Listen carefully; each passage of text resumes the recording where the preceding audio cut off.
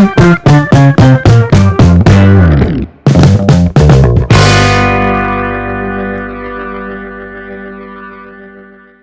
right, welcome in everybody to another deep dive. Yeah.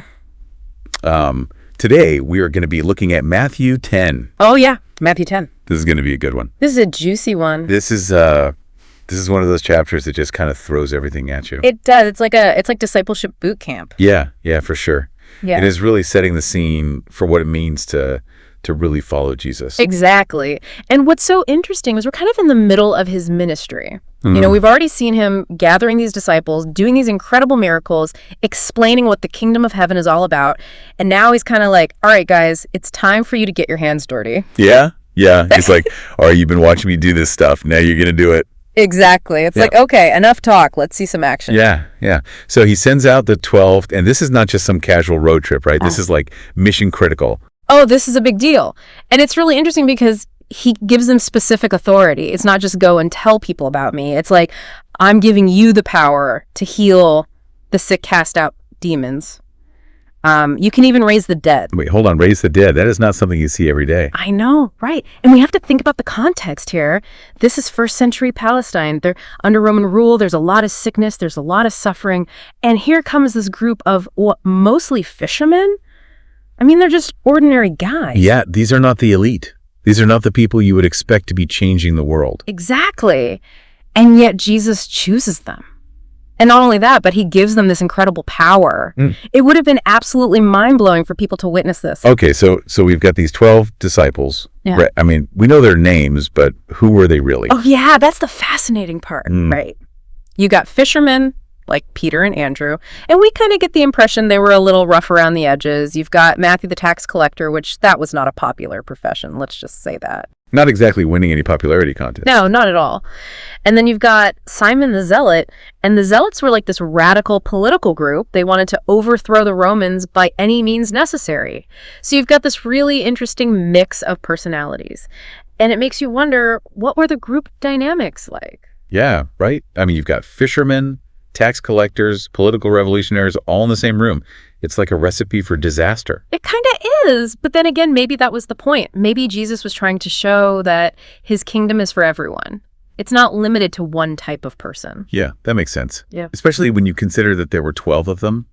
It's hard to miss that connection to the 12 tribes of Israel. Exactly right. It's like he's establishing a new foundation, a new Israel, if you will. But this time, it's not based on ethnicity or bloodlines. It's based on a shared belief in him and a commitment to his mission. Precisely. And that's a really radical idea for that time period. And honestly, it's still pretty radical today. Oh yeah, for sure. It makes you think about the communities we belong to today. Are they defined by shared values and purpose, or are they still clinging to outdated categories and social barriers? That's a great question. And it's one that Matthew 10 really forces us to wrestle with. But let's not get too far ahead of ourselves. We've got to get back to these disciples. I mean, imagine being in their shoes. You're just an ordinary guy living your life, and suddenly this rabbi shows up and says, follow me, I'm going to change the world. Yeah, and it's not just follow me, it's follow me, and you're going to be able to heal the sick and cast out demons and raise the dead. It's like stepping into a whole new reality, and I can't even imagine what must have been going through their minds. You have fear, excitement, probably a lot of confusion. Maybe even a little bit of, are you sure you picked the right guys? I mean, it's a lot to process, right? But there's also this sense of urgency, like we need to get moving. We have work to do. Absolutely. And that sense of urgency comes through in the instructions that Jesus gives them. He doesn't waste any time with the small talk. It's straight to business. And the instructions are pretty wild. I mean, heal the sick, raise the dead, cleanse those with leprosy. It's like a superhero origin story. Except this is real power, not comic book fantasy. And it wasn't just about performing miracles, it was about embodying the message of the kingdom. They were supposed to be tangible signs of God's love and compassion. Okay, so they're supposed to be like walking, talking miracles. Yeah. But then he throws in these travel rules, and they're kind of crazy, right?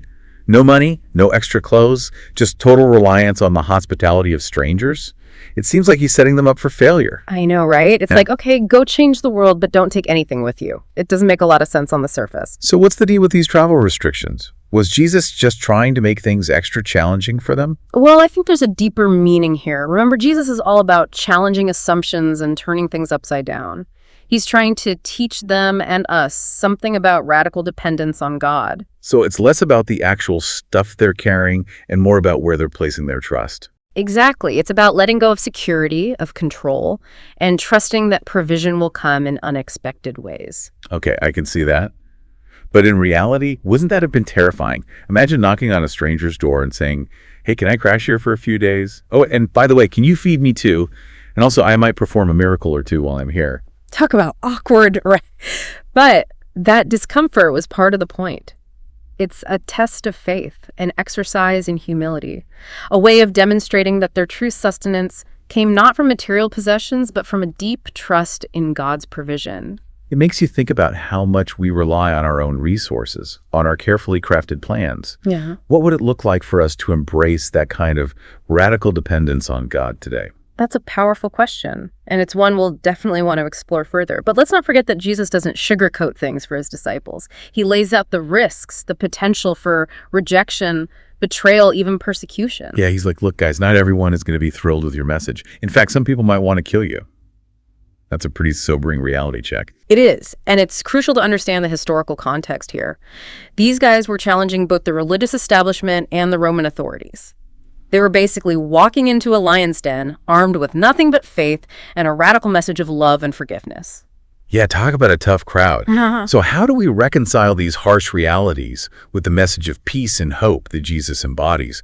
It seems like a total paradox. It is a paradox, and it's a tension that we still wrestle with today. What does it mean to take up our cross in the 21st century? And maybe it's not about literal persecution, but it's about being willing to stand up for what we believe in, even when it's unpopular, even when it costs us something. That's a challenging thought and definitely something we need to unpack further. Yeah. It seems like this mission is shaping up to be quite the intense experience for these disciples, but there's also this incredible promise of the Holy Spirit empowering them along the way. Right. Right. Absolutely. And that's where the real hope lies, because it's not about their own strength, their own eloquence, or even their own understanding. It's about tapping into a power that's far greater than themselves, a power that can overcome fear, inspire words, and guide them through the toughest challenges. And we've been talking about these disciples going out, healing the sick, raising the dead, proclaiming the kingdom of heaven. But I keep coming back to those travel instructions. No money, no extra bag. It's just radical reliance on God. Yeah. It's almost like Jesus is saying, hey guys, let go and trust me. You know, it's a complete paradigm shift, right? I mean, in our world, we're all about self-sufficiency, having a backup plan, an emergency credit card tucked away, Yeah. just in case. But Jesus is calling for a different kind of security here, one that comes from knowing that you're cared for even when you have absolutely nothing. Yeah, it is. It's kind of scary, to be honest. But then when you think about it, it's also incredibly freeing. What if we could truly let go of that need to control everything, that fear of scarcity? That's the challenge, though, right? To actually live out that trust.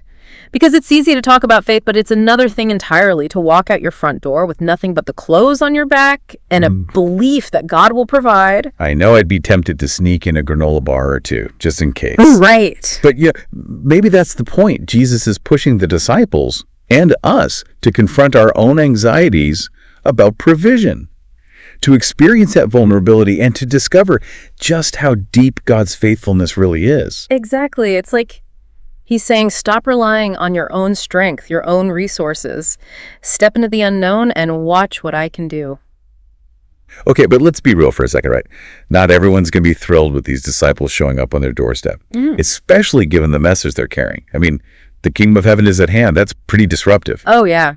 And Jesus is very upfront about that. He warns them about rejection, hostility, even persecution. Remember, they're not just spreading good vibes, they're challenging the status quo, both the religious and the political powers that be. Yeah, they're shaking things up, turning expectations upside down. But Jesus doesn't just leave them hanging with these dire warnings.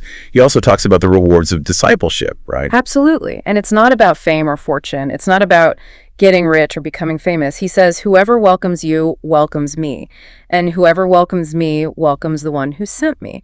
So it's about being a part of something much bigger than ourselves. It's about aligning our lives with God's purpose. There's that beautiful chain of connection there, right? It's like every act of kindness, every moment of hospitality, It ripples outward, it connects us to each other, and ultimately back to God. And it's not just about welcoming the disciples themselves, it's about welcoming the message that they carry, the message of love and forgiveness, of radical inclusion. Yeah, that's an important distinction. Yeah. Because welcoming isn't just about being polite or hospitable. It's about opening our hearts and minds to something new, something that might challenge our preconceived notions and push us outside our comfort zones. It's about embracing the unexpected, recognizing the image of God in those who are different from us, those who might even make us uncomfortable. Which, let's be honest, is not always easy, especially in a world that often emphasizes division and exclusion. But you know it's at the heart of what it means to follow Jesus. You hit the nail on the head. This idea of welcoming, it's woven throughout the entire gospel. It's about breaking down barriers, extending grace, and creating space for those who've been marginalized and forgotten. So it's not just about who we welcome into our homes, but who we welcome into our hearts, into our communities, into our understanding of what it means to be a part of God's kingdom. Exactly. And that's where things start to get really challenging because it requires a willingness to confront our own biases, our own prejudices, our own tendency to build walls instead of bridges. Okay, so we've got this radical mission, these wild travel instructions, the promise of rewards, and the warning of rejection. It's a lot to process, but there's one more element that we need to address, the power of the Holy Spirit. Yeah, because Jesus doesn't just send his disciples out unprepared. He promises them that when you are brought before synagogues, rulers, and authorities, don't worry about how you will defend yourselves or what you will say, for the Holy Spirit will teach you at that time what you should say. Whoa, that's incredible. So it's not about their eloquence or their debating skills or their ability to think on their feet. It's about surrendering to a power beyond themselves, trusting that the right words will be given in the right moment. Exactly. And this is where that theme of radical dependence comes full circle. It's about letting go of our own need to control, to figure things out, to have all the answers. It's about trusting that the Holy Spirit will guide us, equip us, and empower us to do things we never thought possible. Which makes you wonder, how often do we miss out on that power? Because we're so busy trying to do things our own way. What could we accomplish if we truly surrendered to the guidance of the Holy Spirit? I think that's a question each of us needs to wrestle with. Because this promise, it isn't just for the disciples back then, it's for all of us who seek to follow Jesus today.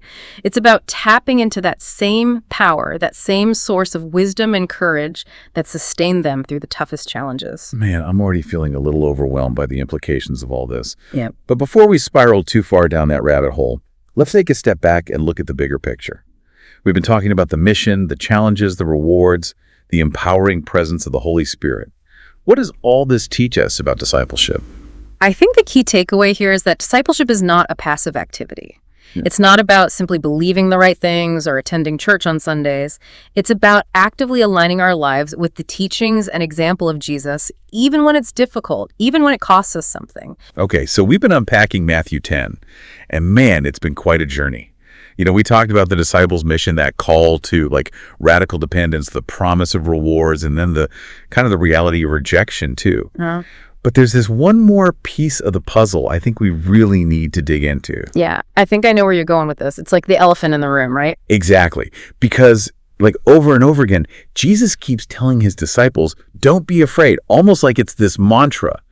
And it makes you wonder, why is he harping on this so much? You know, were the disciples known for being a bunch of scaredy cats or something? Well, I mean, think about it. They were about to embark on this, seriously daunting mission. They're going to face opposition from, religious leaders, political authorities. But I think it actually goes deeper than that. You know, Jesus isn't just addressing, their immediate fears. He's speaking to something way more fundamental, to the human condition. So you're saying fear is a universal experience, something that we all grapple with. Absolutely. And it can be paralyzing, right? It can hold us back from really living fully, from stepping into the purpose that we were created for. So when Jesus says, don't be afraid, he's not offering some quick fix or telling us to just deny our emotions. He's actually inviting us into a deeper trust, a much bolder way of being in the world. So it's not about ignoring fear. It's about facing it with a different kind of courage. The kind that comes from knowing we're not alone, that we're anchored in something so much bigger than ourselves. You got it. And he gives them this beautiful picture. He's like, look, are not 2 sparrows sold for a penny, yet not one of them will fall to the ground outside your Father's care. And even the very hairs of your head are all numbered. So don't be afraid. You are worth more than many sparrows. Okay, that is beautiful. It's like he's saying, hey, if God cares about these tiny little birds, how much more does he care about you? Right. It's such a powerful reminder that each and every one of us is seen, known, and loved by a God who is so intimately involved in the details of our lives. And I think that's where real courage comes from, knowing that we're not facing our fears alone, that we're held in the palm of God's hand. I love that. But I'm also thinking about how this applies to our lives today, Yeah. I mean, most of us, we're not facing literal persecution like the disciples were, but we all have our own fears, right? Oh, absolutely. I mean, fear of failure, fear of rejection, fear of the unknown, these are all very real experiences. But I think the principle is the same. When fear grips us, when anxiety threatens to just overwhelm us, we need to shift our focus. We need to shift our focus from the problem to the problem solver. So it's about remembering who's really in control, who's fighting our battles, who has our backs. You got it. And, it's about taking those fears to God in prayer, surrendering them to his loving care, and asking for his peace to guard our hearts and our minds. It's amazing how this all kind of circles back to that theme of radical dependence that we talked about before, right? Like the whole chapter is an invitation to let go, to trust, to lean into God's unwavering faithfulness. Yeah, it really is. And it's not just about a feeling, it's a way of life. It's about choosing to believe even when we don't see, choosing to hope even when things seem bleak, and choosing to love even when it's hard. So as we kind of wrap up our deep dive into Matthew 10, what are some maybe like key takeaways for our listeners? What can they do to really put these teachings into practice in their own lives? I think the biggest challenge and the biggest reward is embracing the paradox of discipleship, right? It's not always easy or comfortable. It's going to require sacrifice and courage and a willingness to step outside our comfort zones. But the beauty of it is that it also promises this deep, deep joy, a sense of purpose and a connection to something so much bigger than ourselves. And we can't forget that we're not alone in this journey, right? We've got the Holy Spirit to guide us, to strengthen us, to empower us to live out our faith in bold and courageous ways. Absolutely. So maybe a good place to start is by asking ourselves, what are those fears that are holding me back? Where am I clinging to control instead of surrendering to God's plan? And how can I be an agent of love and hope in the world today? Yeah, those are powerful questions. And as we navigate all the complexities of life, let's hold on to the words of Jesus to his disciples and to us. Don't be afraid. You are worth more than many sparrows. Thanks for joining us on this deep dive, everybody, and we'll catch you next time.